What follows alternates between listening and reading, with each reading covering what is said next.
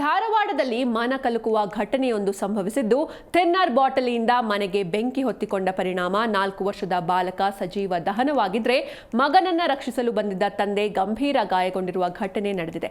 ಮೃತ ಬಾಲಕನನ್ನ 4 ವರ್ಷದ ಅಗಸ್ತ್ಯ ಎಂದು ಗುರುತಿಸಲಾಗಿದೆ. ಧಾರವಾಡ ನಗರದ ಸಂತೋಷ ನಗರದ 2ನೇ ಕ್ರಾಸ್ನಲ್ಲಿ ಈ ದುರ್ಘಟನೆ ಸಂಭವಿಸಿದೆ. ಈ ಹಿಂದೆ ಅಜ್ಜಿ ಮನೆಯ ಒಲೆ ಹಚ್ಚಲೆಂದು ಥಿನ್ನರ್ ಬಾಟಲ್ ಅನ್ನ ತಂದಿಟ್ಟಿದ್ರು.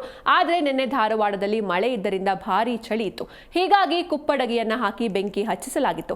ಆದರೆ ಬೆಂಕಿಯ ಪಕ್ಕದಲ್ಲೇ ಕುಳಿತಿದ್ದ ಬಾಲಕ ಅಗಸ್ತ್ಯ ಥಿನ್ನರ್ ಬಾಟಲ್ ಅನ್ನು ಹಿಡಿದುಕೊಂಡು ಆಟವಾಡ್ತಾ ಇದ್ದ.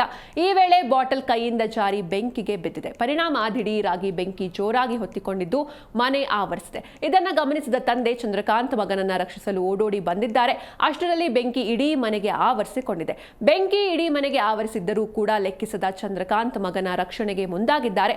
ಅಷ್ಟರಲ್ಲಿ ಅಗಸ್ತ್ಯ ಕೂಡ ಬೆಂಕಿಯಲ್ಲಿ ಸಿಲುಕಿ ಪರದಾಡ್ತಾ ಇದ್ದ. ಕೂಡಲೇ ಆತನನ್ನ ರಕ್ಷಣೆ ಮಾಡಲು ಕರೆದುಕೊಂಡು ಬರಲಾಯಿತು. ಈ ವೇಳೆ ತಂದೆ ಕೂಡ ಗಂಭೀರ ಗಾಯಗೊಂಡಿದ್ರು. ಅವರನ್ನ ಸ್ಥಳೀಯ ಆಸ್ಪತ್ರೆಗೆ ದಾಖಲಿಸಲಾಗಿದೆ. ಆದರೆ ಗಂಭೀರ ಗಾಯಗೊಂಡಿದ್ದ ಬಾಲಕ ಅಗಸ್ತ್ಯ ಚಿಕಿತ್ಸೆ ಫಲಕಾರಿಯಾಗದೆ ಸಾವನ್ನಪ್ಪಿದ್ರೆ, ಸದ್ಯ ತಂದೆ ಚಂದ್ರಕಾಂತ್ ಚಿಕಿತ್ಸೆ ಪಡೆದಿದ್ದಾರೆ. ಇನ್ನು ಈ ಪ್ರಕರಣಕ್ಕೆ ಸಂಬಂಧಪಟ್ಟಂತೆ ಸ್ಥಳೀಯ ಪೊಲೀಸ್ ಠಾಣೆಯಲ್ಲಿ ದೂರು ದಾಖಲಾಗಿದೆ.